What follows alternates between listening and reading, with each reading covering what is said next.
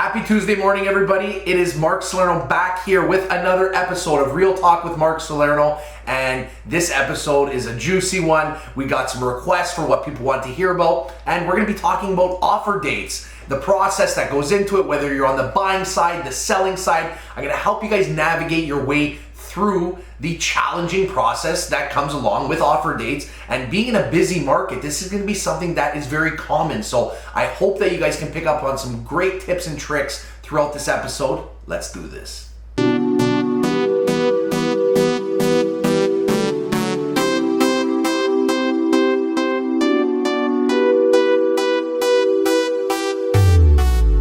So for anybody who has been in the Toronto real estate market, or any hot market for that matter, has experience being in an offer date situation. And what this basically means is when the listing is put up at a fixed price and then saying that you're not reviewing offers until a certain date. So for example, today, it's a Tuesday. Let's say we put up a listing that we were going to do an offer date with on the selling side. We would typically say about 7 days from now that we'll review offers, and they have to be submitted by a certain time. Now, you're probably asking, why do people do offer dates? So basically what it does is it creates a little bit of a bidding situation, auction style format, where buyers would view property for a certain amount of time, get as many people into the property as possible, and create a little bit more hype. Typically speaking, you're going to be under listing the property when you are on the selling side of things. And when it comes to offer dates, we all know it. Selling side is king and buying side is horrible, because on the buying side, most of the time you're going to be competing with multiple purchasers, and that's not fun.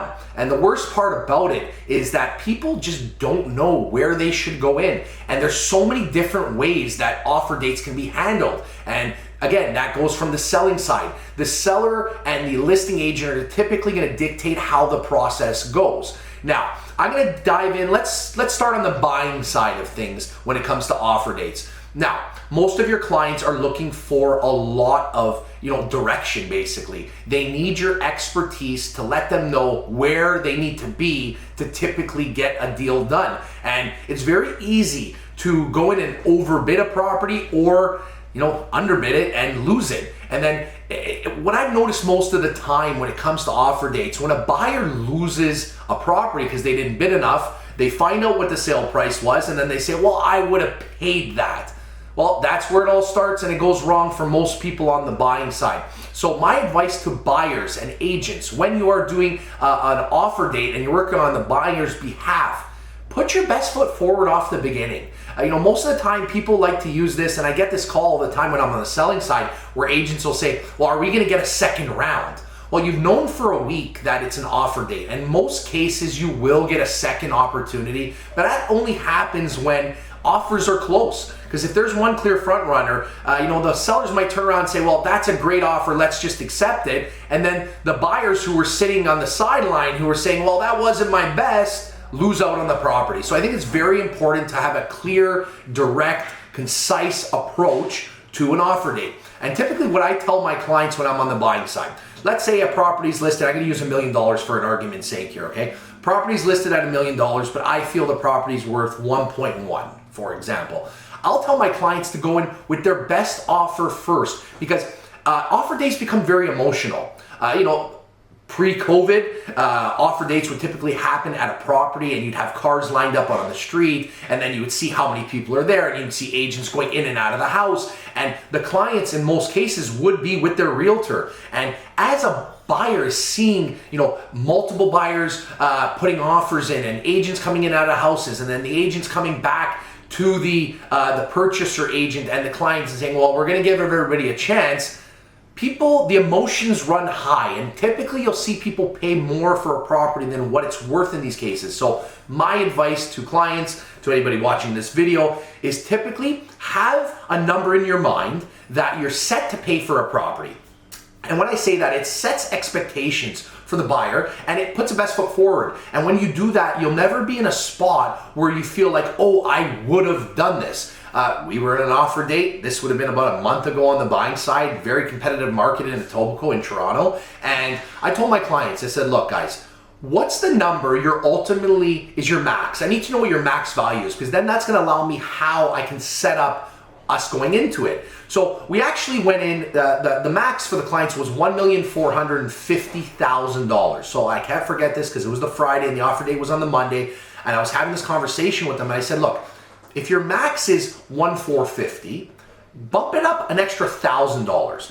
The reason why I say that, or even $2,000, the reason why I say that is in most cases, people will give a flat number and there can be a difference of $500 to $1,000 or $2,000 that could ultimately get you a deal. Now, in this case here, we determined that 1,451 was gonna be our max. We started at 1,430, okay? There was 2 offers that were competing out of the 14 that were there that were actually offers that the sellers want to work with. Now, that was my client and another set of buyers. And what we did in that case there, the agents came back and said, like I told my clients, they're gonna come back and say, okay guys, we're gonna give people a second round.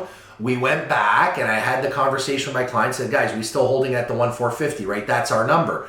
And they said, Mark, yeah, but let's do the 1,000 like you said, 1,451. So we submitted the offer at 1,451, and the agent, when I called her, she goes, Mark, you're gonna puke when you see this. I go, what do you mean?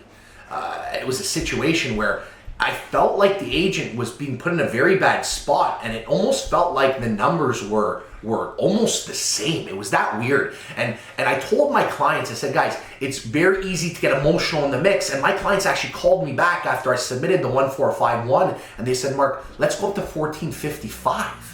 I said, guys, remember the conversation we had on Friday? That conversation was setting our max at the beginning before the offer date starts, because it's very easy to keep increasing your numbers. And at a certain point, where does it stop? So long story short, we had that conversation. My client said, you know what, Mark, you're right. We're already going past the threshold where we want to be at. Let's just stick to our number.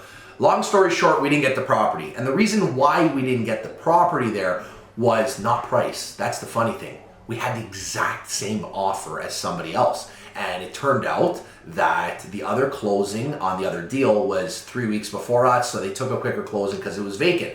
Now you're probably sitting there saying, well, Mark, what if you guys jumped that extra $4,000?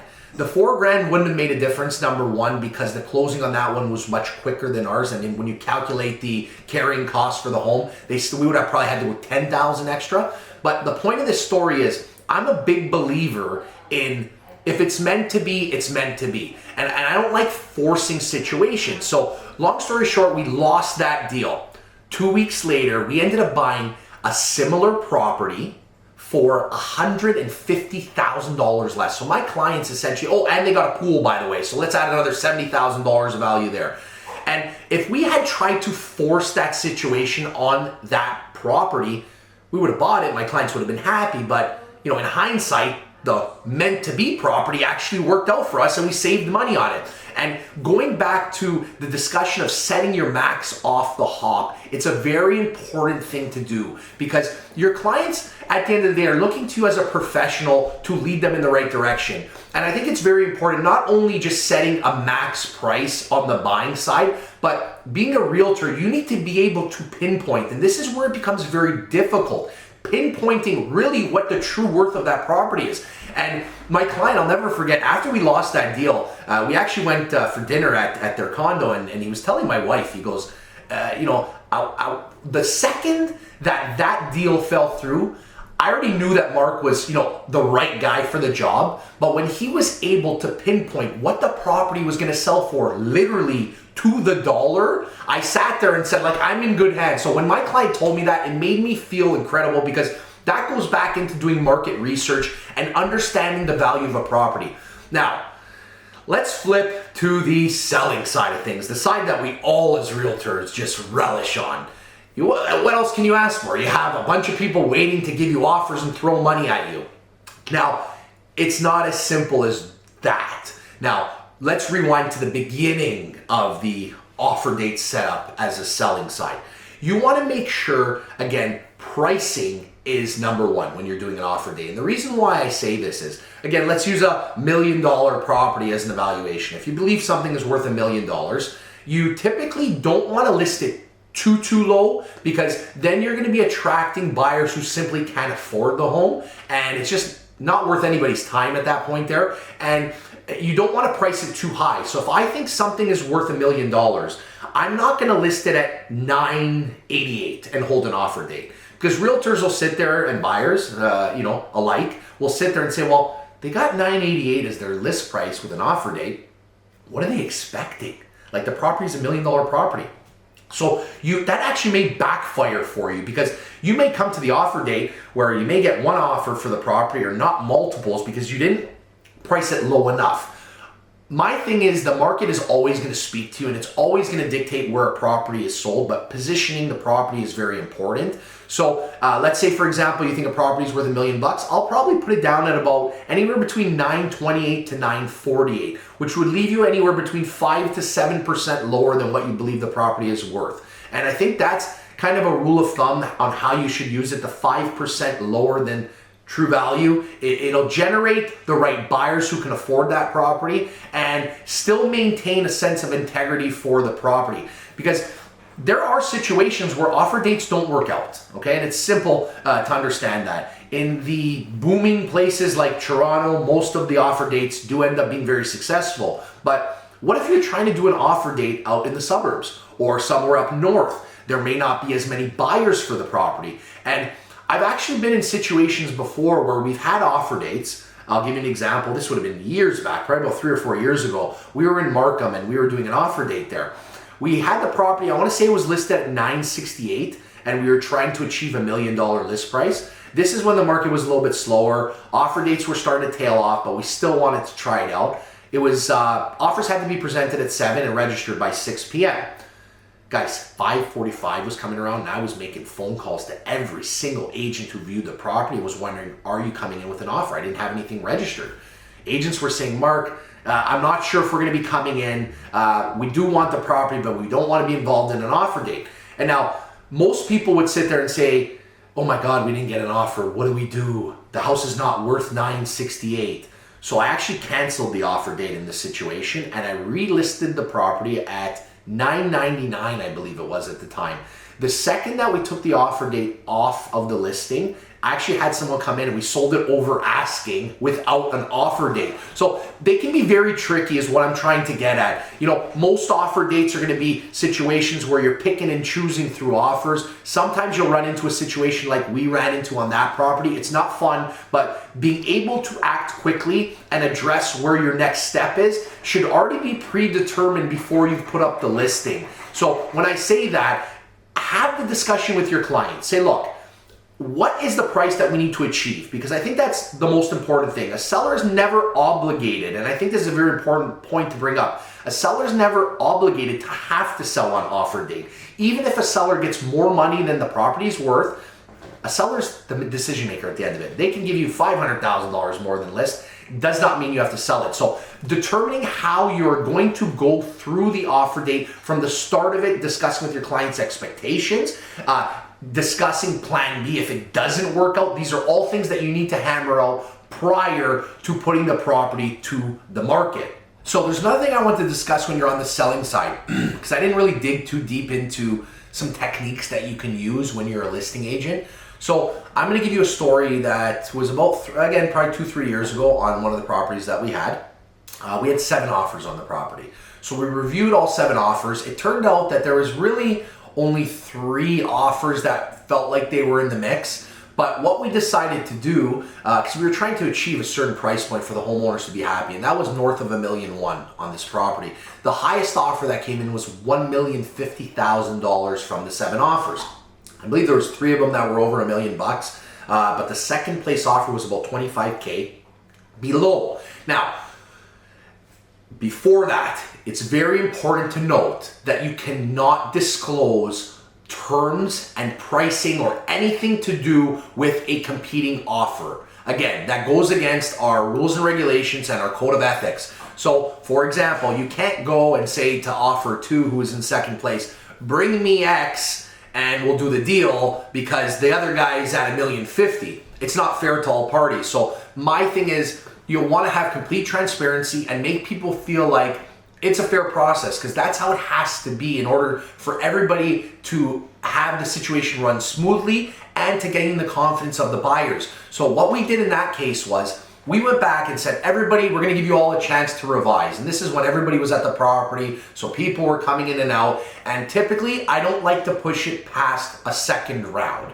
The second round, because at a certain point it has to stop, what we did was we sent back all the offers. And remember this, you have to let all the agents, well, you don't have to typically, but you have to go back to, when I say all the the competing agents, and give them a chance. So let's say you're sending back 5 offers. You can't send back offer 2, 3, and 4, and 5 and not go back to offer 1 who is in the lead and say a chance to improve, because what happens if you don't give the leading offer a chance to improve? They may get outbid and then they didn't have a second chance. So give everybody an opportunity. If you're going back for a second round, make sure all the parties that you want to have wish to get that second opportunity, give them all the chance. Now, in this situation here, we sent back all the offers, and of the 7 offers, I think we only had 4 offers that came back to the table. But in this case here, offer 1 outbid themselves, okay? And when I say they outbid themselves, they were the highest bidder to start. The other offers ended up coming up to $1,050,000. There was one offer that actually matched $1,050,000, but the person who was at $1,050,000 went up to $1,150,000. So they didn't need to put $100,000 to get that deal done.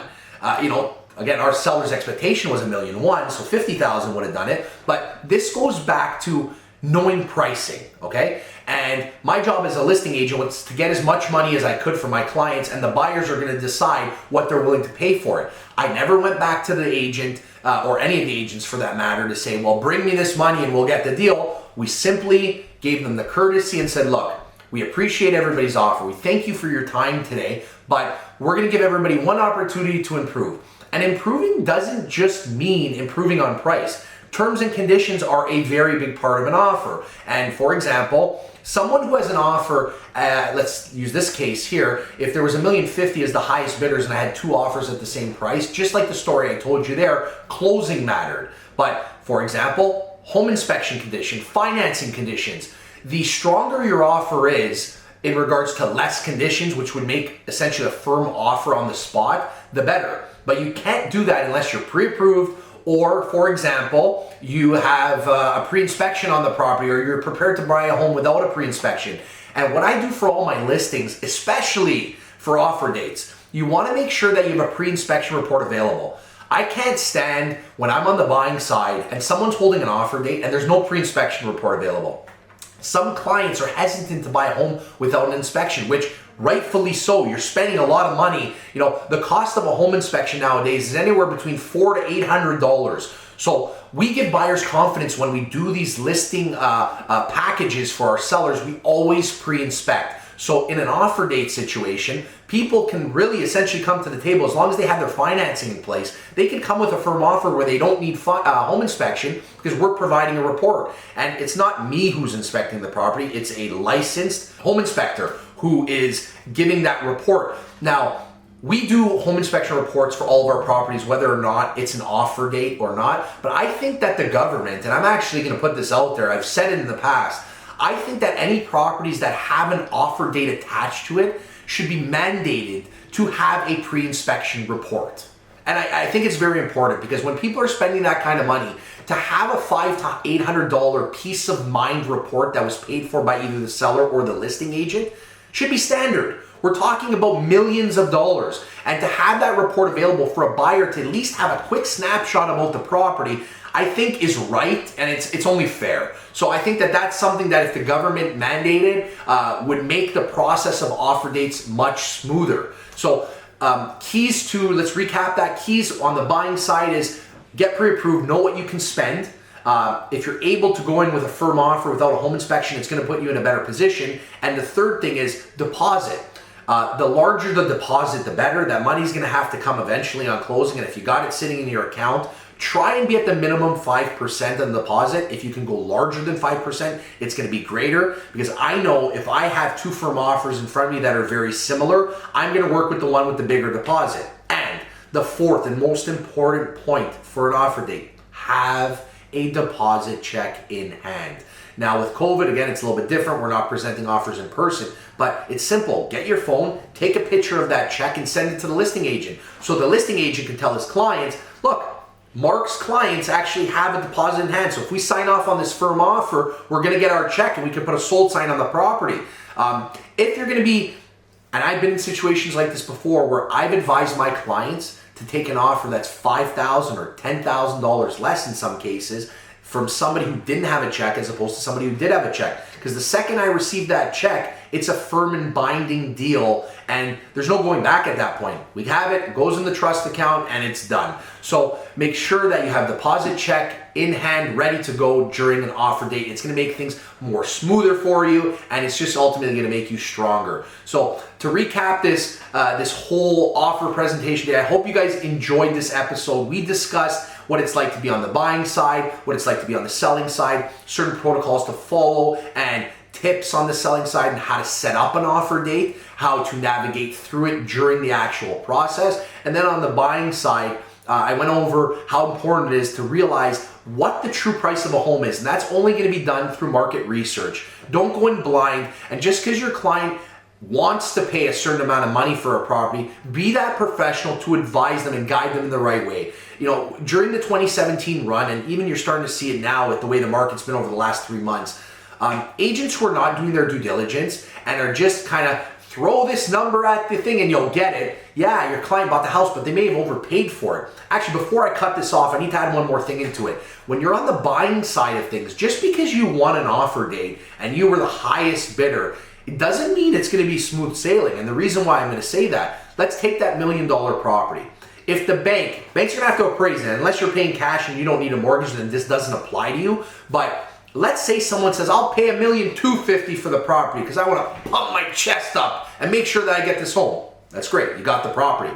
The bank's going to go in and do an appraisal, even if you didn't have a financing condition.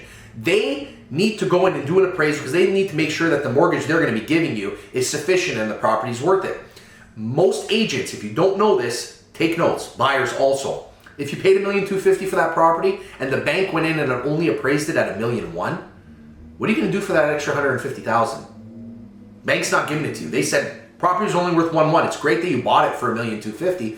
What will happen in that case is the buyer will have to actually come up with the shortfall, which would mean in a situation on a $1 million property, a 5% deposit or 20% down, let's use it as you're, avoiding CMHC costs, which is the Canadian Housing Mortgage Corporation fee that you have to pay if you don't have the minimum requirement for a deposit.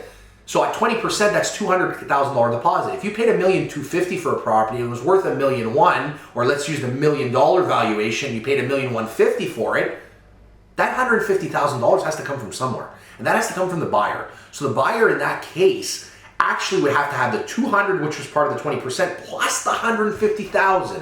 And let me tell you, most people don't have that extra $150,000 lying around. They were waiting and expecting that it would be paid for in a mortgage, which they could put into monthly payments. So please, buyers and agents, do your homework on what a property is worth. You don't want to see people in a situation where they have to come up with a shortfall from a mortgage that the bank didn't appraise the property at. I don't think there's anything else. I think we touched on a lot of things, but as always, if you guys have any questions, please throw them in the comments section below. I'd be happy to answer them. And as always, please follow all of our social media platforms. Click subscribe button. We're almost at 1,000 YouTube followers. We're trying to build this up, and I hope you guys enjoyed Real Talk with Mark Salerno, episode 6, offer dates, bidding wars, whatever you want to call them. We're going to be back with an episode next week, so stay tuned.